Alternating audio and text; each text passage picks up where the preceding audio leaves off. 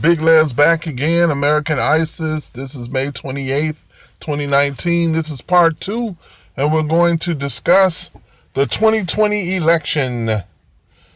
Okay, in order to discuss this 2020 election, we have to go back to 1980, when I was 10 years old, and a B-grade actor won the presidency, Ronald Reagan.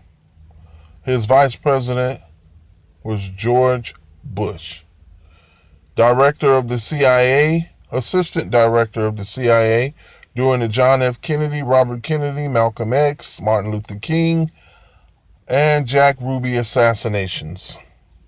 He was also assistant director and the director of Con Air, or Air America, which was drug trafficking into the lower parts of the cities of the United States and selling the money for weapons and arms at street value to different countries.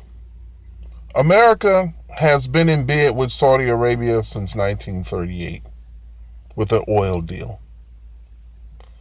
So, in saying that, we went from a B-grade actor who took his orders from giant corporations, oil companies.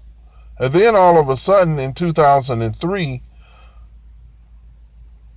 the Vice President Cheney, who was CEO of an oil company that just so happens the Bush family owned, went to war in Iraq, tried to in Iran, Pakistan, Afghanistan, and Libya, all the hot oil spots, to try to take over the entire world oil supply. Now, I didn't mention Obama, I didn't mention Clinton, but baby, they were in on it too. All the presidencies were in on it. It's just some did sloppy jobs and some did successful ones into taking other people's oil supply. Muammar Gaddafi lost his life under Obama's watch. You remember that now. You remember that. And there was a lot of cocaine trafficking going on during the Clinton administration. But it wasn't as strong as the Bush and Reagan administration. And it wasn't set up to commit genocide to the colored population in the United States in order to gain money to fund Contras to fight the Russians for oil supply and get there first. They was trying to kill two birds with one stone. Have the colored population under control and collect more of the oil supply of the world by establishing an American embassy in every country around the world. So what does this have to do with 2020?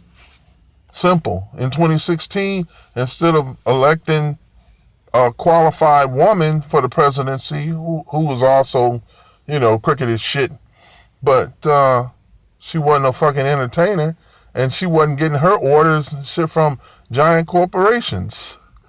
You elected a television reality TV star, and he brung his entire staff from NBC television show to run the fucking country and have the highest seat in the world. Oh my fucking God.